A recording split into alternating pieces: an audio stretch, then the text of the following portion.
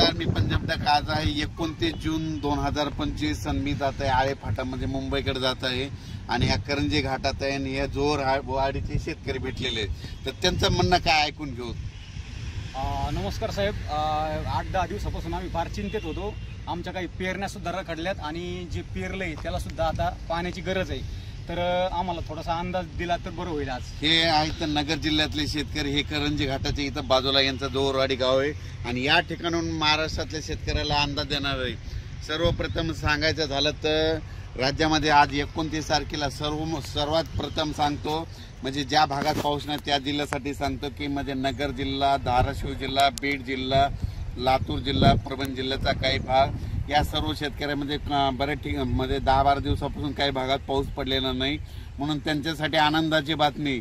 आज तुमच्या इकडे म्हणजे नगर जिल्ह्यात बऱ्याच ठिकाणी आज पावसाला सुरुवात झालेली दिसत। 29 तारखेला 29 जूनला आज थोडा दिसत, 30ला आणखीन वाढणार आहे, मात्र 1, 2, 3ला मग संपूर्ण भागामध्ये तुमच्या नगर जिल्हा, धाराशिव जिल्हा, बीड जिल्हा, लातूर जिल्हा या भागात पाऊस पडलेला दिसत। पुणे या 4 जिल्ह्यातल्या या शेतकऱ्यांना अंदाज दिला। त्याच्यानंतर आपण आता पूर्व विदर्भाकडे पूर्व विदर्भातल्या शेतकऱ्याला सांगू इच्छितो की पूर्व विदर्भामध्ये नागपूर, वर्धा, भंडारा, गोंदिया, चंद्रपूर, यवतमाळ, अकोला, वाशिम, हिंगोली, बुलढाणा, जळगाव या जिल्ह्यातल्या सर्व शेतकऱ्याला सांगू इच्छितो की तुमच्या इकडे 29 जूनला म्हणजे आज तिकडे पाऊस पडणार आहे, पण 1 तारखेपासून 1 जून 1,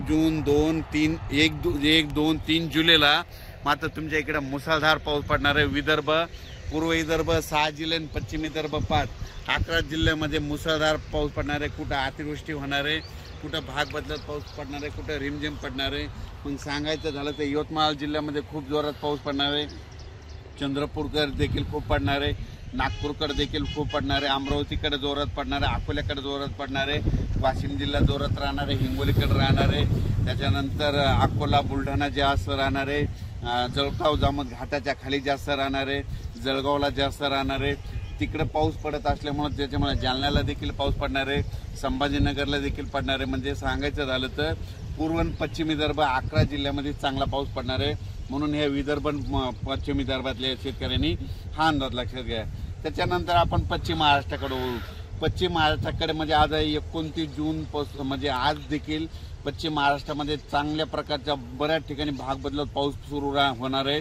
सांगलीकडे, साताऱ्याकडे, त्याच्यानंतर पंढरपूरकडे देखील, नगर जिल्ह्यात देखील बऱ्याच ठिकाणी पाऊस सुरू होणार आहे, म्हणून हे पश्चिम महाराष्ट्रातल्या शेतकऱ्यांनी अंदाज लक्षात घ्यायचा। सोलापूरकडे देखील बऱ्याच ठिकाणी पाऊस पडणार आहे, सोलापूरच्या शेतकऱ्यांना खूप पूर्ण येत आहेत, धाराशिवच्या देखील येत आहेत की पाऊस नाही, म्हणून त्यांच्या देखील आज सुरुवात होणार आहे, म्हणून त्यांच्यासाठी आनंदाची बातमी।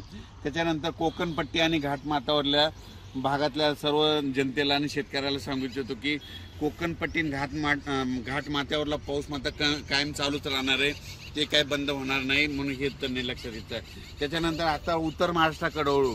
उत्तर महाराष्ट्राकडे सांगायचं झालं तर नाशिक जिल्ह्याकडे जोरदार पाऊस सुरू राहणार आहे, त्यांचा पाऊस काही बंद होणार नाही, म्हणून हा अंदाज त्यांनी लक्षात घेतला। धुळे, नंदुरबार, जळगाव या 40गाव, पारोळा या ठिकाणी देखील ह्यामध्ये 29 आजपासून 29 जून पासून तर 3 जुलैपर्यंत जोराचा पाऊस राहणार आहे, म्हणून हे अंदाज लक्षात घेतला।